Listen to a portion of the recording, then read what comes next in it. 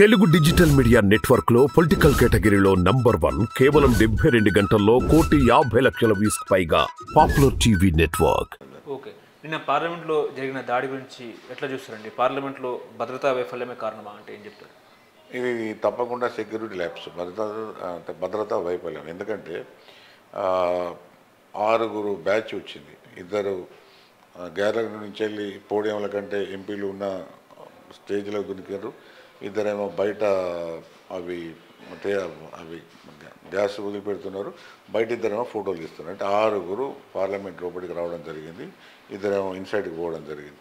అంటే దీన్ని మనం ఒక విధంగా నాకైతే నిన్న ఆ విషయం చూస్తేనే భయమైంది. ఎందుకంటే వాళ్ళు స్మోక్ బాంబులు వేసారు, కానీ నిజంగా రియల్ బాంబులు ఉంటే పరిస్థితి ఎందుకు తెలియదు. చాలా ఎందుకంటే ఒక భారతదేశం అంటే పెద్ద దేశం, బలవంతమైన దేశం, మనకు సెక్యూరిటీ బలంగా ఉన్నది. మన సెక్యూరిటీ వ్యవస్థ ఎన్ఐఏ నేషనల్ ఇన్వెస్టిగేషన్ చాలా బలంగా ఉన్నది. మన రా కూడా చాలా బలంగా ఉన్నది. విదేశాలలో కూడా మనకు చాలా ఉన్నది అని చెప్పుకున్నది ప్రాబ్లం ఉన్నది.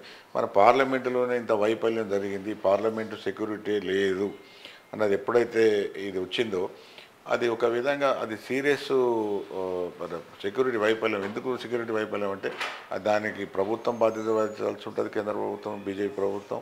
రెండవ దిక్కు ఈ ఏవైతే ఇంటెలిజెన్స్ ఏజెన్సీస్ ఉంటాయో వాళ్ళ నాయకత్వం వహించాల్సి ఉంటుంది, బాధ్యత వహించాల్సి ఉంటుంది. మూడవది పోలీస్ యంత్రాంగం కూడా బాధ్యత వహించింది. కాబట్టి ఇప్పటికైనా అది కూడా నేను ఇన్సిడెంటల్గా వాళ్ళు కొద్దిగా జాగ్రత్తగా ఉండదండి. నిన్న జరిగిన డేట్ ఏదైతే ఉంటుందో డేట్ మనకి 20 సంవత్సరాల కింద పార్లమెంట్ ఏమైనా పాకిస్తాన్ టెర్రరిస్టులు అటాక్ చేసిన డేట్ కూడా ఆ డేట్ ఉన్నది. కాబట్టి వాళ్ళ డేట్ను చూసుకునే సెక్యూరిటీని వాళ్ళు బీపప్ అంటే కొంత అలర్ట్ చేసి ఉంటే బాగుండేది.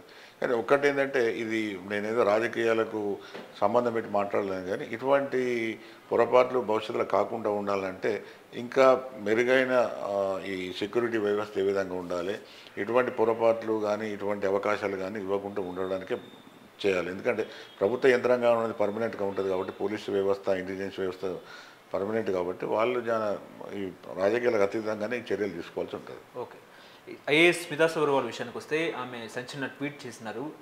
నేను కేంద్ర సర్వీస్లోకి వెళ్ళడం లేదని క్లారిటీ ఇచ్చినారు. తెలంగాణలో ఏ బాధ్యత ఇచ్చినా నేను పనిచేస్తా అని చెప్పినారు. కానీ రేవంత్ రెడ్డి సీఎం అయినా కూడా ఆమె ఇప్పటిదాకా విశేష చెప్పని పరిస్థితి. అమ్రాపల్లి పిఎంఓ సర్వీస్లో ఉన్న అమ్రాపల్లి రేవంత్ రెడ్డి దగ్గరకు వచ్చి విశేష చెప్పినారు. సో సీఎంఓలో అమ్రాపల్లికి ఒక బాధ్యత ఇస్తారని చెప్పేసి వార్తలు వస్తున్న పరిస్థితి. ఇరిగేషన్ ప్రిన్సిపల్ సెక్రటరీగా స్మితా సబర్వాల్ ఉన్నా కూడా, ఉత్తమ్ కుమార్ రెడ్డి ఇరిగేషన్ శాఖ మంత్రిగా ఉన్నా కూడా సమీక్షకు హాజరు కాని పరిస్థితి. ఎట్లా చూస్తారండి స్మితా సబర్వాల్ గారు?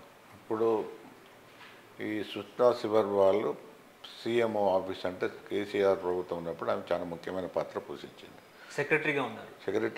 సెక్రటరీగానే కాకుండా ఎక్స్ట్రా కాన్స్టిట్యూషనల్ అథారిటీ అంటే ఆమె చాలా పవర్స్ కూడా చెలాయించింది అక్కడ.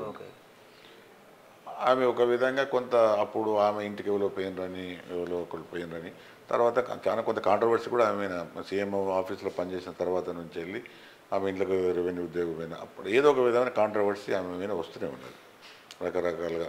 తర్వాత అప్పుడు ఫోటో పెట్టి కూడా చాలా అంటే ఒక 5-6 ఇయర్స్ కింద కూడా పెడితే కూడా ఆమె పెద్ద ప్రొటెక్ట్ చేసింది.